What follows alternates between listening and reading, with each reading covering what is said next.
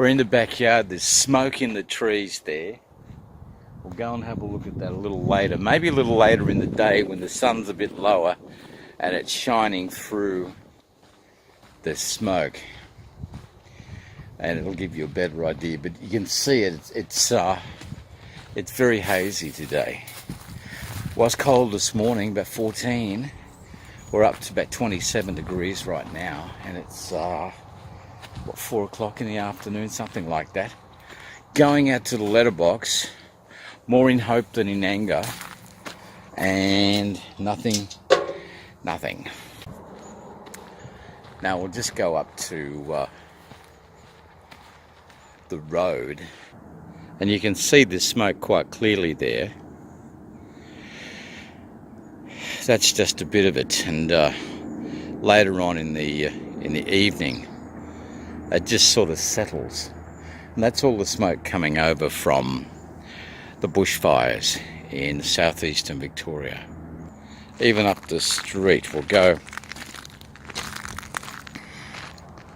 it's above the trees there, right at the very end of the street, above the trees you can just see the smoke haze. There you go. Down there you can see it.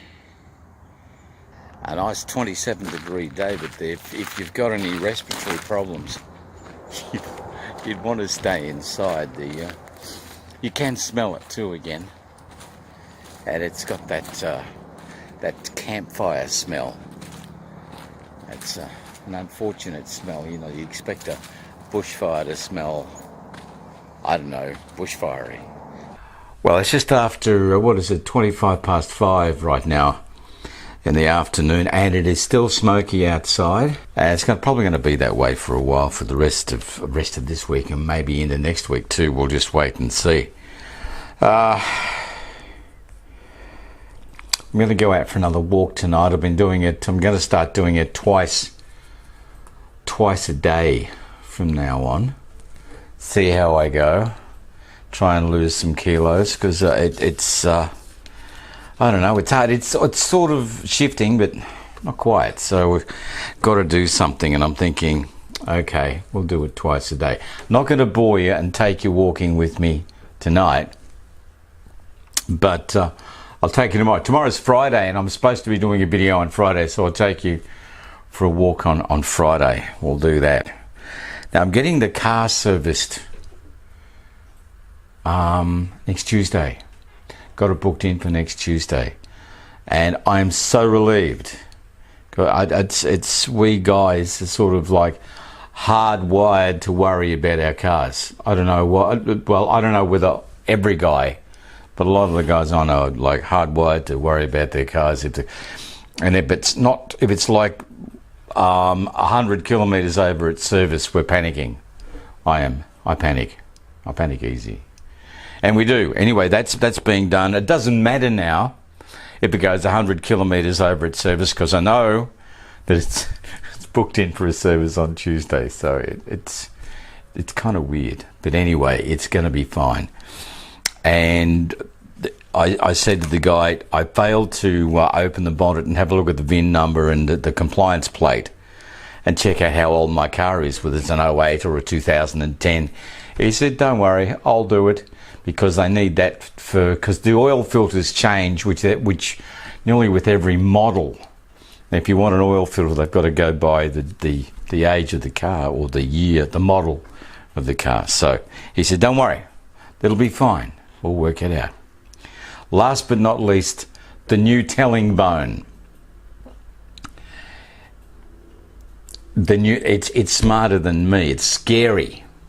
It knows stuff about me I didn't even know from years ago, and it's had a look at my computer, my other phone, and the phones of the account and everything. And it's like the NSA. Can I say that? Yeah, probably can. It sees all, knows all, and it's all there. It's kind of frightening, but in a sort of a frightening way. Actually, I've got the weather. I downloaded the weather, and it feels like 26.2 degrees. No, it feels like 21.9. It is 26.2 degrees right now. And tomorrow we're an overnight low of 10 degrees and a high of 30 and no rain. Gee, felt like I was back on the radio there for a minute doing the weather. My God, don't do that to me. Yeah, time and temperature. And there's so many apps on this phone. Well, just have a look. Actually, there's one screen, and we'll go to that. Okay. We're going to go again. This time we're going to be a lot more careful. Oh.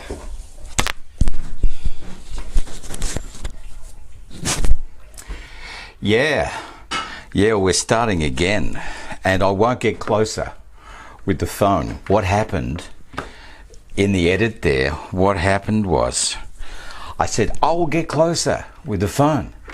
And I stood up and I stood on the cord and pulled this out of my shirt and pulled the entire microphone to pieces. Yeah. So, after about, I don't know, about 20 minutes of searching, the long-suffering Mrs. Mac, relying on her state emergency service skills, did a grid search, and she found the missing pieces. Now, we're not sure that this. I can see the microphone is making a noise. We're not quite sure what kind of noise it's making. Hopefully, it's making a joyful noise. Or we might have to buy another one.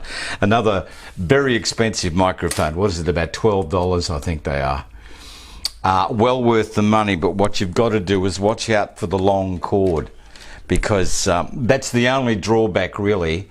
And if you wanted to get a digital microphone that doesn't have a cord, be prepared to pay something like $800 if you don't mind, and I'm not prepared. I'll go the 12. I'll go the 12 and be careful where I put my fat foot in future. Anyway, I'll catch up with you tomorrow on the walk. See you then. Hopefully this is working. Right.